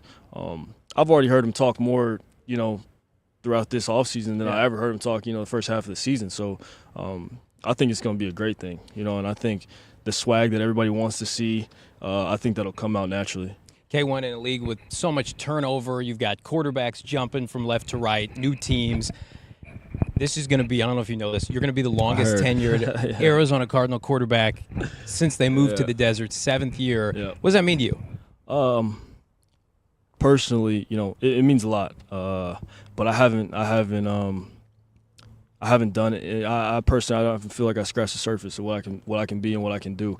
2021 was, you know, like a glimpse. Obviously, halfway through the season, and I got hurt. I felt like I would have won the MVP if I didn't get hurt. I feel like the path that we were on that year with the team that we had, I thought we could have done great things. I got hurt. D-Hop got hurt. JJ got hurt. It was, you know, it just kind of got the injury bug. And then, you know, year 1, year 2, year 3 just doing this, and then year 4 was kind of a shitty year for us. So it had a lot of adversity. Bring in JG, Monti, and I feel like, again, we're doing this. But, man, as far as the limp, like I feel like I haven't even scratched the surface. So that's, for me, is the exciting part. But at the end of the day, like, it's also a team game, you know, and whether or not, like, we talk about his quarterback a winning stat, I don't, you know, how do y'all feel about that? I mean, I don't necessarily buy into it. I'm more like, I think I'm with like Mina Kimes, where I'm not like pro quarterback as a winning stat. There's way more to it. And I thought Gannon said it in his into the season press conference, it's like it's not all on Kyler. It's not all on K1. It's we got to be better in different areas. I mean, when Ossenfort and Gannon got control of the roster, you were coming off a torn ACL. I mean, they stripped it down. Yeah. And now it does. You bring up 2021. This offseason feels like going into that offseason. Yeah, and I think I'm with you on that. Obviously, when you're a guy, when you're a franchise guy, and when you believe in yourself and, you've done things I've done in my whole career, and I think if you ask, the guys that everybody deems as those guys, like, they take it upon themselves to, the game is on me. And I do the same. Sure. But at the end of the day, we all understand this is football, and it's more to the game than just, we got Tom Brady. We got that. Like, Tom Brady had a lot of great defense, a lot of help. Obviously, he's the GOAT, but I think he would tell you, it wasn't just him out there. You know what I mean? So, and this is no blame on him, but I'm just saying that it's more to it. We all collectively have to be better individually and make plays in the moments where it's biggest and brightest, and we haven't done that yet, and I haven't done that yet. So for me, that's frustrating. But at the same time, I know the sky's the limit for this state and this team and what we can accomplish here. And pass as far as this team goes, this organization goes, but like we've seen the culture flip with Monti, with Jonathan Gannon. We've had personal conversations with Gannon, unbelievable guy. Was there a moment, was there an acquisition or at any point where you're like, okay, this is a little different? Yeah, I would say my first time meeting him. He had just come off the Super Bowl loss. I was in there rehabbing, and I want to say it was maybe less than a week after the loss. He came in on an interview, and at that point I didn't know who JG was. I was kind of pulling for my guy, Vance. Yeah. And so JG comes in, I meet him, and instantly, I could tell he was a guy of high football IQ, the integrity that he's just the aura that he had. I understood, I can at that point I was okay. If he's the head coach, like I'm completely okay with this. Because I could just tell by talking to a football guy, you have that connection. And ever since, man, we just been like, I know, no weird, like we've been like this just ever since I met him. So he trusts me, I trust him. And then as far as the what'd you say? As far as the culture around the team, and complete 180. And again, no knock on Cliff or anything in the past. It just, I think the direction of what he had and what, his mental, as far as him and Monti, the way they wanted to build it, I think they're executing it the way they wanted to do it versus, I feel like in the past it was just a little different. You were the healthiest you've ever been in your NFL career last year. What do you attribute that to? A lot of hard work. Obviously, I'm thankful for Dr. Cooper, Buddy, the training staff, to be able to, get me right, put me in a position to be where I want to be. And honestly, they say, the year 2 is the best year. Like, honestly, right now, how I feel right now is as if it never happened. Talking to Drew and Izzy, feeling like going into this year, man, I'll be able to do whatever I want to do. Like body-wise, I don't have to be, obviously I still have to warm up and do the things necessary, but there was times last year where I'd say Buffalo game, I remember I had long scramble down the left sideline. I remember it. Yeah, and like literally from that point on, I was feeling something in my knee. And nobody knows this watching the game, but like it kind of affected me for the rest of that game. I feel like we should have won that game, and I feel like if I was still mobile, like what I was feeling was kind of limiting me for the rest of that game. Yeah. We came up short, but that's just something I had to deal with throughout the season that I feel like I won't have to this year. You know what I mean? So, yeah. I mean, the explosiveness was there. Charger run, San Francisco, the end around, the great play, holding up your number one finger. I mean, it's one of my favorite plays of the year. I mean, like, the people out there that are like, Kyler doesn't want to run or he wants to. Like, how do you dispel that? Because I just look at it, it's just part of the offense. Yeah, I actually, conversations, and I don't want to get too scheme-based about it, but, like, I do feel like I have to run more next year. I'm open to running more next year, just because it's such a weapon. It's such a weapon. It's defense is, it's like when I hand the ball off, obviously I hand the ball off to James, so it's not like, I hand the ball off to Trey, we're a very good, rushing team, which is a great thing, but when Lamar hands the ball off, everybody's like, you take it, you can relax, Josh hands the ball off, you know what I mean? So I think for us, part of an emphasis going into the next season is conceptually on time, I feel like I'm one of the best in the league. You know, I think where we get better is, you know, making things happen outside the pocket when plays break down. I think we need to be better there. You look at Josh. You know, I watched Josh and I watched Lamar. I watched the tape. Even Burrow does a really good job of making things happen when things break down. But that's where a lot of money's made. You know what I mean? Is scramble drill and making people hurt, making people pay when the play breaks down. And I think that's something that we didn't do very well. And I think we're very capable, especially with my ability to, you know, make things happen. So. That's an area where we need to get better, because if you look at the Rams game, outside of the Rams game, I can't think of many plays like the play to Elijah, play broke down, touchdown. Marv's second touchdown, you know, that was technically a scramble drill. He just took it upfield and we played to ice the Miami Dolphins game. Exactly. Like, so those are things that, you know, with my ability and our receivers' ability, we have to be able to make people pay when the play breaks down. And because I'm not really worried about, 3-step on time, 5-step on, like, we're doing that in our sleep. We'll continue to get better at that. But as far as, like, you know, like I said, making things happen off schedule, we have to be better at that, because the best ones right now, that's where they're doing it. You know what I mean? So. I mean, Josh, Lamar, those guys are those are the top rushing quarterbacks. Jalen Hurts, like, you're just right on the outside of it. And say, like, that's just silly. It's not 7 yards per carry. To me, like, it's not an ability thing. Yeah. You know what I mean? It's more so, obviously, health plays into effect. You never know how healthy a guy is, you know, week 10, week 11 into the season, you know. I think the stat of, like, Kyler rushes, like, you know, he rushes more first half of the season than he does second half of the season.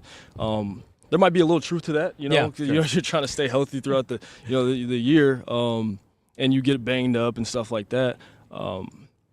But no, I'm really next year definitely. I feel like I have to, you know, be utilized more in the run game. I don't know if you know this or not. On Twitter, social media, you're something like a draft connoisseur. Did you know that? Where you don't have to tell me. I just Cardinal fans are like, let Kyler pick the players. Like, historically, my hit rate is like 100% right now. Okay, so knowing that, CeeDee Lamb, Creed Humphreys, guys that you've gone to bat for in the past. Is there anybody? It doesn't even have to be Cardinal adjacent. Is there anybody like that you like coming out this year? Yeah, man. I mean, you want to break it down? Yeah, let's do it. We're getting gross here. Let's do it. Yeah. So, I mean, what position are we talking? Like, receiver, defensive line, running back. Yeah, receivers. I'm not really. No, I've watched them, obviously, but I mean, I don't think that's an area of need. Let's go defensive line. Yeah, defensive line. You know, I've watched them all. You know, I've watched them all. I think, you know, the Georgia guys are really good. You got the kid at Ole Miss. He's really good. I think Walter Nolen. Yep, Walter. You got Derek. You got Harmon out of Oregon. There's a plethora of guys coming off the edge and interior that I like. Obviously, it's not my job, so, right? But you're good at it. I enjoy, like, I mean, I literally, like, dude, I'll sit down and get on YouTube and just go through the list, like, and just do the whole thing. Just because I love the game of football, and I kind of want to know what type of player are we getting, you know what I mean? And if I have a conversation with JG, which, you know, I love to go to JG, Izzy, Drew, and, you know, just shoot the shit about, you know, the guys. You know, it's like, who do y'all like, you know, vice versa. Obviously, Monti. It's at the end of the day, it's Monti's decision and JG, but I do enjoy doing it. Have you ever done a mock draft? Yeah. Okay. Yeah. Like, I get on PFF and do the whole thing. Yeah. I mean, like, we had You're cooking it. Literally, yeah. We had we have these you know, we got the rookie visits and stuff like that. Yeah. Today we had a couple guys in here. Just getting to talk to the guy, like, I mean, you know, like, I'm sure they were probably in middle school, or I don't even know how old they were when I was in high school or college, you know. So we had Jahad Campbell today, you know. Oh, nice. There's a couple other guys, but just the respect that is shown, and obviously, you know, me being an older guy, I love to be able to just, you know, kind of put my stamp on the guys and let them know, you know. Personally, I've watched them and how I feel about their games. You know, I'm a big fan, but at the same time, just being, you know, a mutual respect there. That's it's just fun. You know, it's fun, and it's a great thing. I thought you had another question. I did. Well, talk ball. Well, talk ball here locally. You know, just down the road, ASU Cam Skattebo took a top 30 visit with the Arizona Cardinals. Yeah, I was there. Yeah, I met him. Oh, how'd that go? It was good. You know, I think bigger than I thought. Bigger guy. Yeah, bigger guy than I thought. I saw he run a 4.6, 4.62 or something. Yeah, something like that. Yeah. 39.5-inch vert. I think he's one of those guys where it's like, you know, people want to do the whole measurables and all that stuff. He's a good football player. He's a damn good football. Like, at the end of the day, if I was I'm trying to accumulate good football players. Yeah. If I can just have a team full of good football players, we will be a good football team. That, like, it's not rocket science. I swear, like, you know what I mean? So that's my thought process on it all. Is like, you know, you sometimes you over fixate on the guy that, you know, runs the 4.3 and it looks like a unicorn. It's just like, yo, is he good at football? You know, that's Can he play? yes. Can he play football? Yeah. Yes. And, you know, and you look at a guy like Debo. You know, he went second round. If we redrafted, he's going first round that year. You know what I mean? Like DK. Like, why did these guys? You know what I mean? It's just like, there's tons of examples of that. But yeah, Why didn't the Cardinals take them? We ask those questions every day. Well, also, like, Mike Wilson didn't put up a huge. No, floor even number. He Mike. could play Mike at is a great 1,000-yard receiver. Yeah.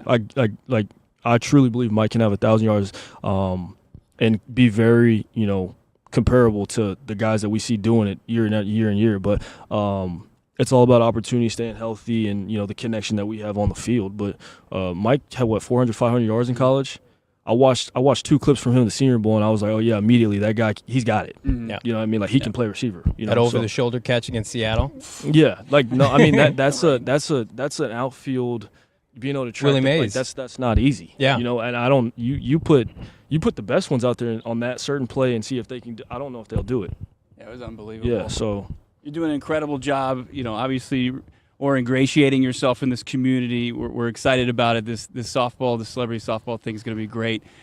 We even remember when Marv gets drafted, like, there's the video of you wearing the throwback, you know, the Anquan Bolden jersey. yeah.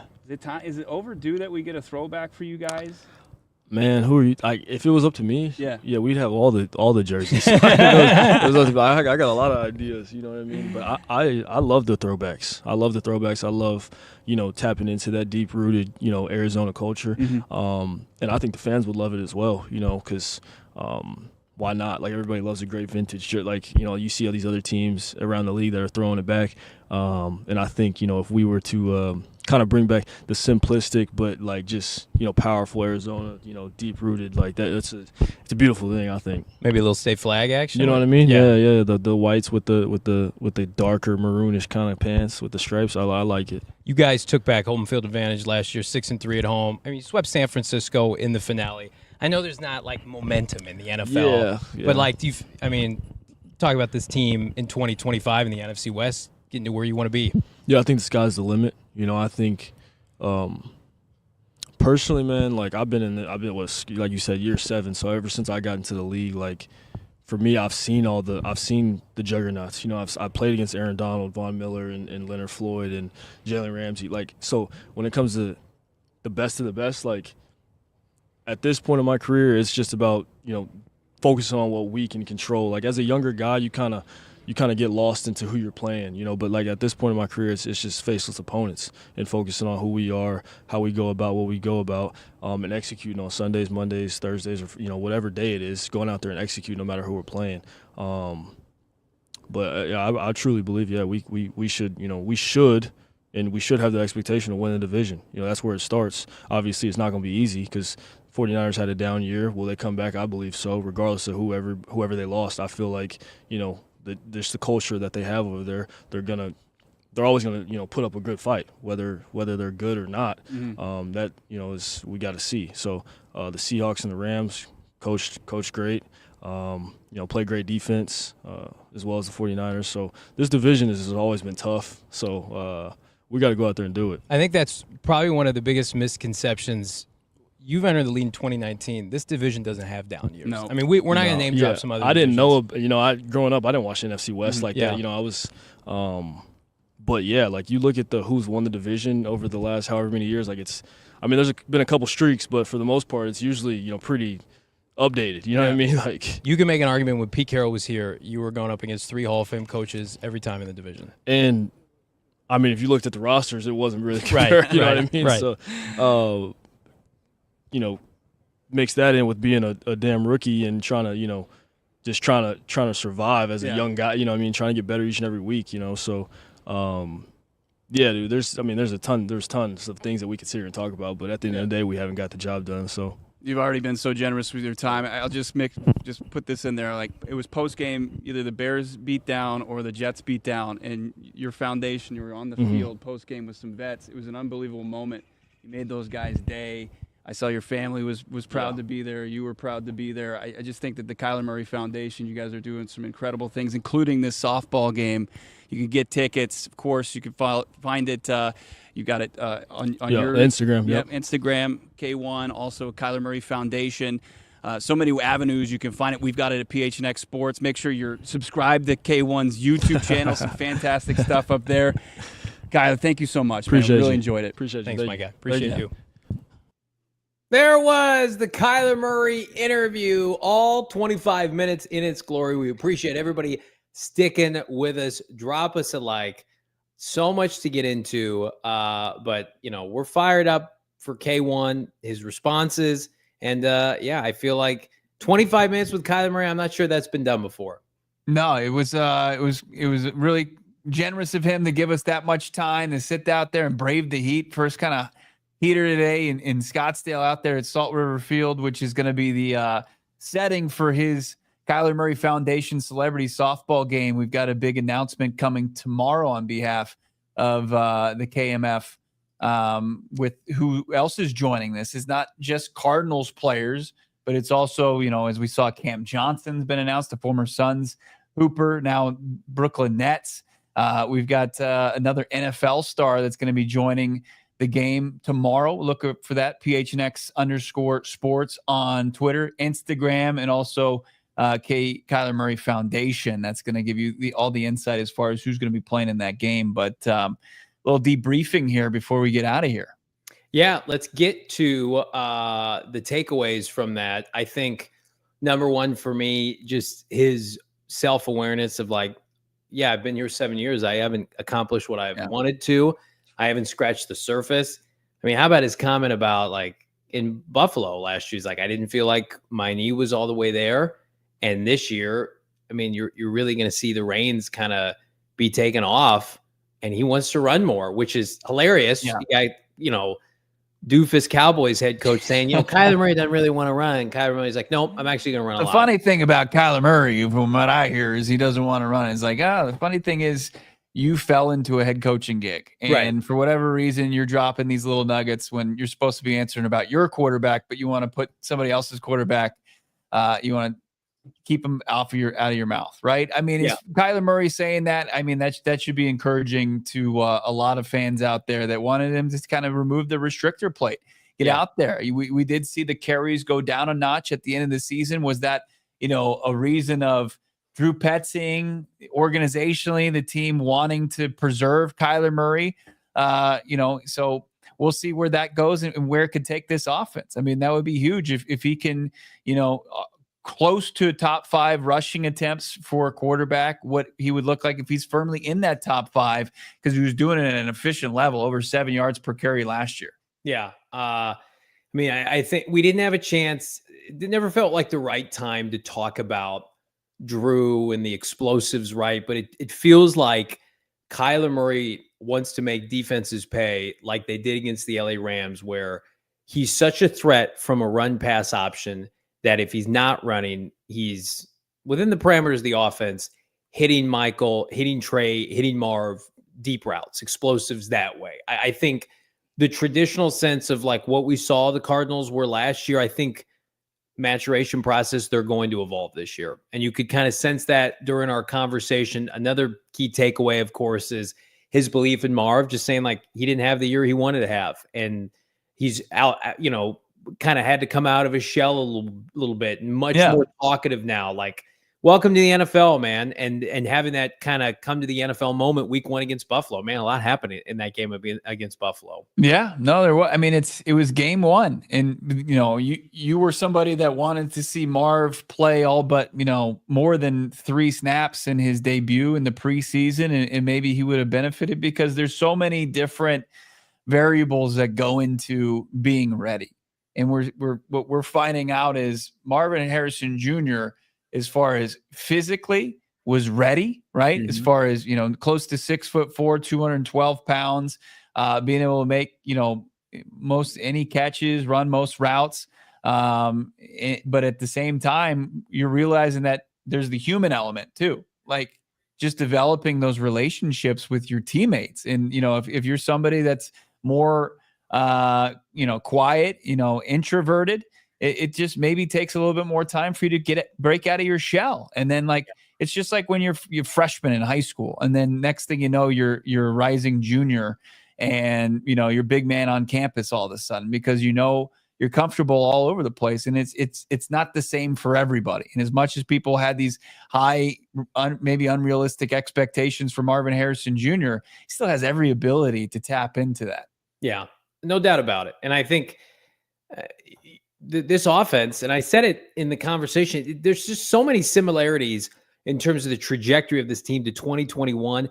But this team has a chance, if Kyler Murray hits all the right keys, to have a prolonged period of success. Like, this feels like the window is opening. Whereas in 2021, he got hurt, yes, but then D-Hop, old player, got hurt. J.J. Watt, old player, got hurt. A.J. Green, you're relying on. Rodney Hudson. Like, that's not the makeup of this team. How about that comment when they signed Trey McBride, and he was excited because it's like the Cardinals are in the news about not signing a player, but signing their own. They've drafted and developed a guy like K1 in Trey McBride that they've molded, they've developed, and now they're making him the highest paid at his position. You could tell how much that meant to Kyler. Yeah. No, I mean, you want your guys to be getting those paydays. You want your team in the headlines. It's not a negative that you're giving the bag the most money to a specific position. It's something that should be worn as an organization as a badge of honor, that you have the caliber of athletes and players that warrant those deals. And it's fantastic. The other thing that stood out to me, along with the running, is outside of the Rams game in week 2, the off-schedule plays, he felt the same as, the fans watching this offense throughout the season. There just wasn't enough of that off-schedule to where they were hitting on those. And if they can find that out, it gives the offense that extra gear that maybe they were lacking in 2024. Absolutely. More takeaways. He's into the draft. He's sickos. It's very poetic that we did a mock draft to filibust before the interview, because K1 himself dabbles on the PFF mock draft simulator.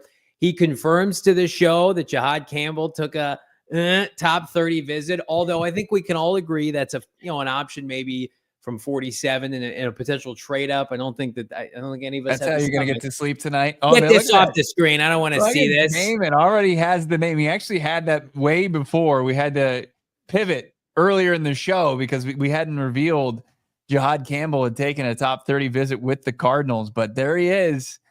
Man, look at this defensive list, though. I mean, it's pretty impressive. May need to add Trey Amos as well. Yeah. Just for those at home.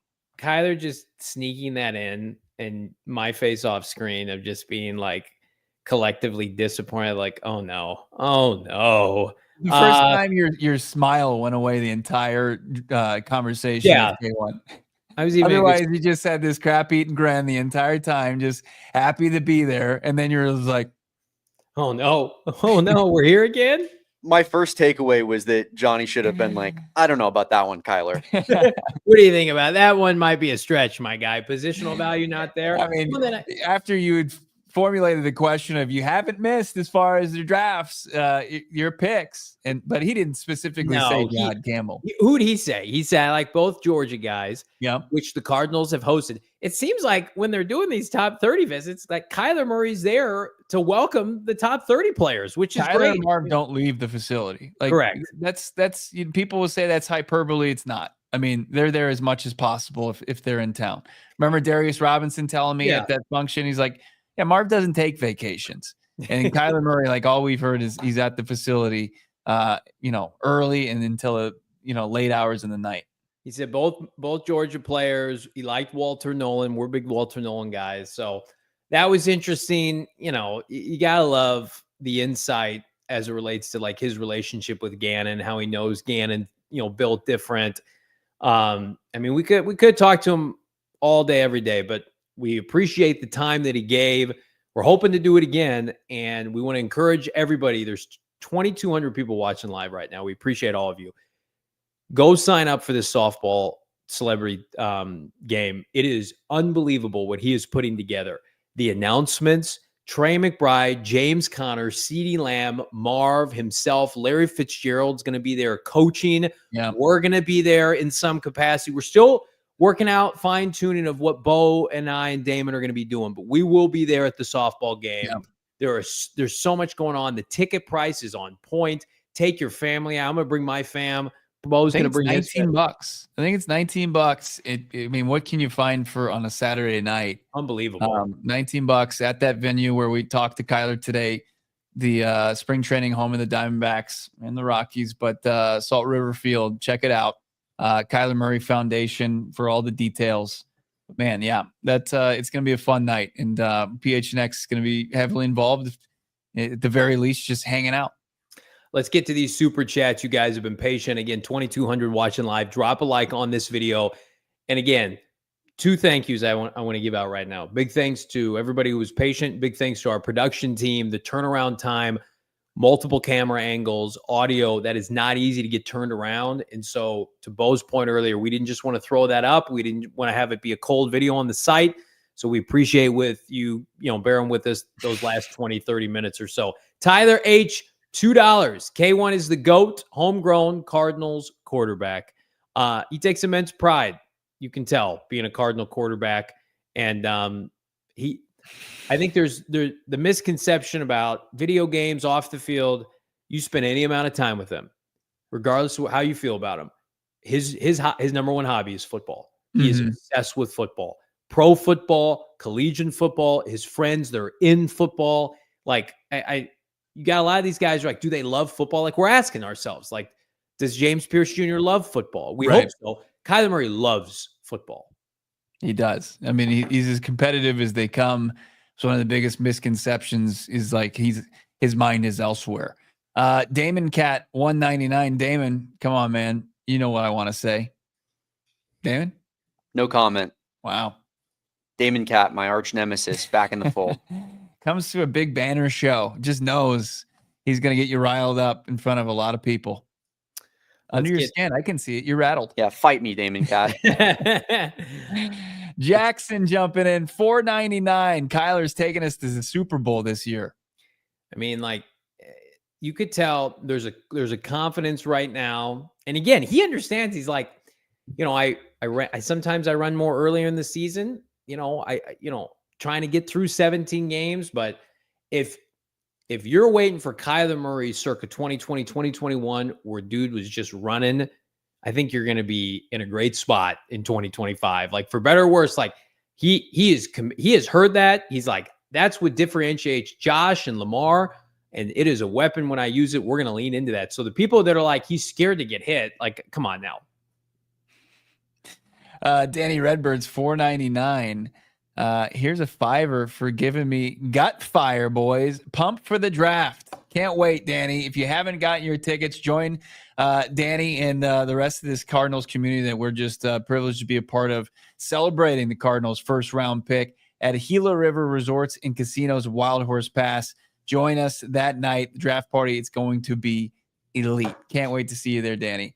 Our dear friend, I got it. This next one. Our dear friend Saul Bookman, member of the All City family, dropping us some love, $4.99. Love you guys. Thanks for the grind. K1 is a big time get. We appreciate that, Saul. I mean, Saul, initially when I took over as host before we hired Bo Brack, before we hired Damon Dawg, Saul and I would do the show and could only dream about getting guys like Kyler and Trey and JG on the show. So we appreciate the support, my friend.